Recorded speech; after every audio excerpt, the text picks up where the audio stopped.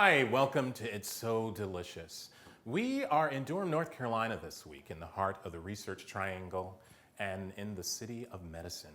This week, we're going to make some hearty late autumn dishes. We're going to start with a seared salmon, and it's going to be covered with a nice buttery lemon garlic glaze. And we're also going to do sauteed cabbage, and it's going to be very savory and nice, wonderful dish for late fall. And then we'll end it by doing my own sweet potato hash. It's a version of, really it's home fries, I should say, not hash. It's a version of home fries, but done with yams or sweet potatoes.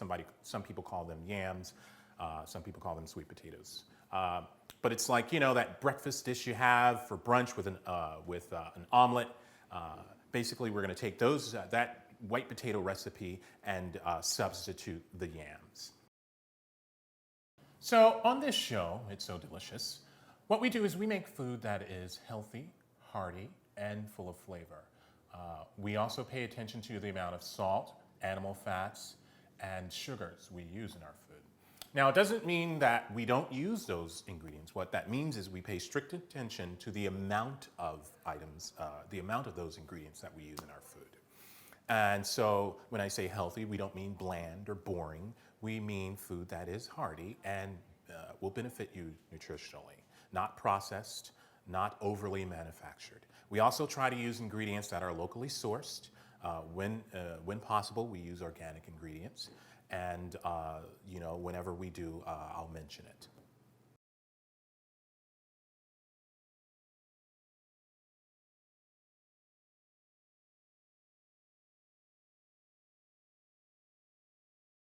All right, let's start with our salmon. We have some wild-caught salmon here. It's about 6 ounces, and this recipe will be for 2 people. So we've got 2 pieces of salmon here. We're going to take some salt, some kosher salt, and we'll kind of just salt the salmon on both sides. There's fillet number 1 and fillet number 2. I really like salmon. It has a lot of omega-3 fatty acids, which are supposed to be beneficial nutritionally for you. And we are going to go ahead and put some oil in the pan here. And go ahead. This is vegetable oil, guys. And you could use olive oil. Olive oil tends to impart a lot of flavor in your food. So I just have just some plain old vegetable oil. We want to make sure that this is on medium heat here. This is a little high, so I'm going to turn this down a bit. And you'll know when your oil is ready because you'll see some smoke. That's called the smoke point. After it gets hot enough, it starts to smoke, and then you'll want to quickly use it before it flashes into flame, obviously. Let's take some freshly ground black pepper here. We like fresh ground black pepper. It has just a brighter, more truer flavor than the one that's been sitting on the shelf for eons. So let's go ahead and take our fillets and gently place them in the pan here. Okay? And we're going to go ahead and place the other one. And we're going to let that sit. Now, I like to take a little butter because I like the flavor of butter, but I don't like to cook things in butter. So we'll just go ahead and flavor that salmon with the butter here and just kind of move it around, just the butter. Do not touch, folks, when you're making any kind of seafood or meat, you want to just place your meat in the pan and leave it there, okay? You don't want to move it around. You don't want to check to see if it's done yet. You can tell if it's done by checking the outer edges on the bottom of the meat here, okay, you see, or the seafood. When it starts to turn brown, if you look under, you'll see it'll start to turn brown around these edges here. Then you take a spatula and you'll flip it, okay? So we'll let this sit a while. Meanwhile, we'll take some more oil and start on our sauteed cabbage, okay? We'll start here. And that's about a tablespoon of vegetable oil. And we want to move that around like such. Okay? And then we'll take a little butter and go ahead. That's about a teaspoon of butter, I'd say. And since this pan is hot, we're going to want to use a pot holder. Okay? Some people like to grab hot things and think they're like Superman. But, you know, I kind of like my skin. So, and I like for it to stay healthy. So we're going to use pot holders. Now let's go ahead and start with our onions. Our salmon is almost ready to be flipped here. Okay? And we'll Start with some julienne onions here. And we'll place this here. Now, you can add a little bit of salt, some kosher salt, and a bit of black pepper. Let's turn that around. And we're going to go ahead and start sauteing our onions. Okay, let that sit for a bit. And I believe our salmon is done. Well, not done, but it is brown underneath. So let's go ahead and flip. Okay, and basically, you'll know because it comes right up really easily, and you can flip. And let's get the other fillet. And let's move the oil around so it coats the entire pan and flip. At this point, you want to go ahead and take your salmon and put it in the oven. I have a preheated oven here. It's 350 degrees. You could do 375, depending on how well done you want your salmon. That could stay in there 10 minutes. It could stay in there 15 minutes. You just want to make sure that you cook your salmon through. If you like it, medium rare. It could be pink in the middle or milky. It's all to what your tastes are. So now our onions are sauteing. Let's add our, for my recipe here, we're going to add these strips of red sweet bell peppers. And we're going to turn the other burner off here. And we're going to turn that up a bit. Okay. I'm going to saute that up and let that finish cooking. So this recipe I like because I like the crunchiness of the cabbage, but I don't so much like boiled cabbage. So I tend to saute all my cabbage because I want the crunch. I don't want a soggy vegetable. So while that's cooking, we can also start on our home fries. So our pan is nice and hot here for our home fries. Again, let's add some vegetable oil. That's about a tablespoon of vegetable oil. Actually, that's a little bit more than a tablespoon. That's probably about 2 tablespoons worth. And then we're going to use a little bit more butter than we would the fish or the cabbage. So you want to go ahead and swirl that around because you want to incorporate the flavor of the butter in the oil. Okay, now you're going to want to add your potatoes. Excuse me, yams. You're going to add your yams. Or as some people call them, sweet potatoes. Ooh, we lost one. So let's go ahead and that's about enough for 2 people, which is about a cup. And we'll go ahead and move that around. Okay. All right.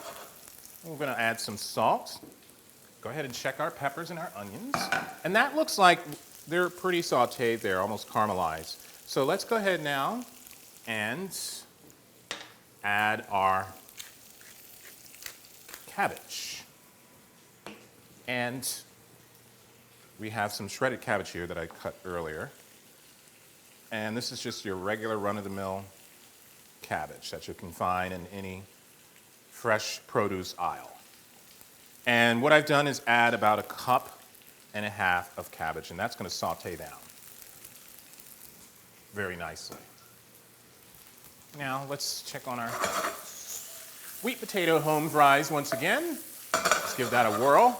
You could also use your spatula here. I choose to use wooden utensils so I'm not scraping my pans.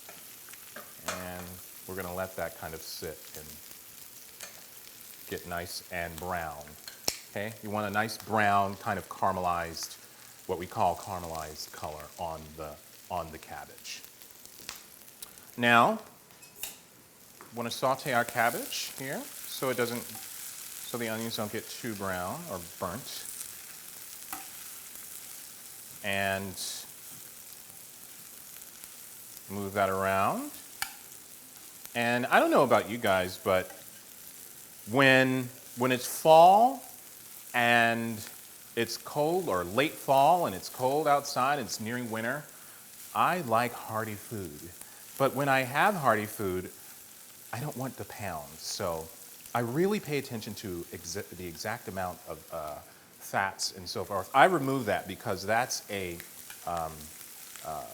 particularly fatty, fibrous part of the cabbage that I don't particularly want in there. So getting back to the fact that I like hearty foods, but I don't want the pounds, I think, it's best to pay strict attention to the amounts of fats you're adding in your food, because that way you can make it flavorful without having it be so bad for you. You can also start using herbs and spices to spice up and use the herbs to flavor your food versus animal fats and salts and sugars. That helps a lot. And that's pretty much what I'm doing here. So it seems our cabbage has reduced in volume and is almost done. This is the point where we can add, when I add my garlic that I've already minced. It's fresh garlic minced. That's about a teaspoon rather. And then I'm going to add about a teaspoon of white wine vinegar. Almost like sauerkraut, but not quite. Okay, I'm also going to add a teaspoon of yellow mustard. And that'll sit there.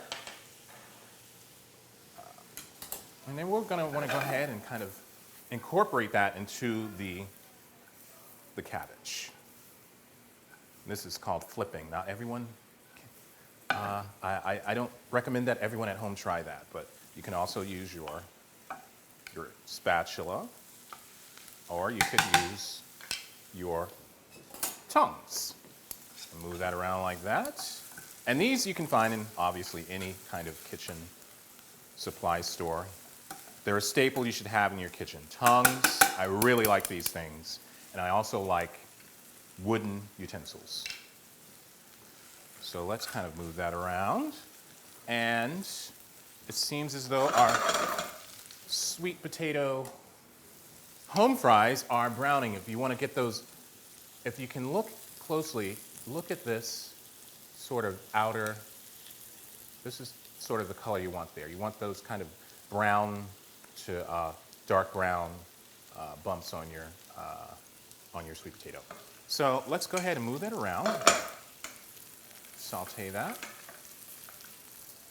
Okay. Now this is the time where you can go ahead and add your onions. And I happen to have some onions here. So cut up in strips there. Go ahead and add those. About a half a cup. You'll next want to go ahead and turn off the burner to your cabbage, because it's done essentially. And we can now add our garlic. Okay? And that's about a tablespoon of minced garlic. And sort of go ahead and incorporate the onions and the garlic. Now, I use fresh, guys. I don't advocate the minced jarred garlic. I don't really like the garlic in a tube. If I'm making it in, I don't know, a sauce that I'm going to put on a burger, perhaps I will. But fresh is always, always, always best. Take the time to find a garlic smasher. Or just cut it up with your knife at home. I'm still incorporating the onions and the garlic here. I'm sort of moving it around so the sweet potatoes don't burn. Now, this dish is essentially finished, and we are now going to check on our salmon, folks. And our sweet potato hash is almost done. At this point, we can add our sweet red peppers. And we'll do that by slicing. And we want them chopped. Peppers tend to do well chopped. And then we can go ahead and add those to your home fries. And let's move that around like such. Now, at this point in our sweet potato home fries, they are pretty tender. At this, you can go ahead now and finish it in the oven. Let's cut the burner off. And at the same time, you can rescue your salmon from out of the oven. And as you can see here, we've got a nice cooked salmon here. here is our salmon, in which we are going to remove from the pan, and we'll place it on the side here. We are now going to make the sauce for our salmon using the flavor from the salmon that we just seared. We're going to keep those like salmon meat pieces in there, and the salt and the pepper. And we're going to bring our pan up to a high heat. We're going to do this quickly. So while that's coming up to a very high heat, we're going to go ahead and add our garlic. I'm going to go ahead and start adding our garlic and let that roast for a minute, or let that sit for a second. Meanwhile, as promised, we have bacon. And we're going to go ahead and take our bacon, and we are going to kind of just give it a little chop here into the sweet potato hash, which we just moved from the oven. We'll place that here. We'll take our crumbled bacon and kind of crumble that in there. And we'll cut up some more bacon. You can never have enough bacon, right? God, bacon is so wonderful. I love it. What I did with this bacon is I laid it on a flat slotted pan on a drain board, and I let the bacon cook in the oven, and the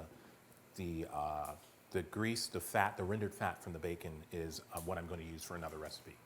So let's go ahead and kind of toss our sweet potato hash and just sort of move that around. Now that's done. We're going to set that aside, leave it there, turn it off. Our sauce for our salmon, got our garlic roasted. We can now add some white wine. And I happen to have some white wine. I happen to have some white wine here. And let's go ahead and deglaze, what's called deglazing the pan. And we are just sort of move that around a bit. Let's add a little pepper. And let's add a little bit of salt. And let's sort of let that saute a bit. And let's add the juice of half of a medium-sized lemon. Not too much.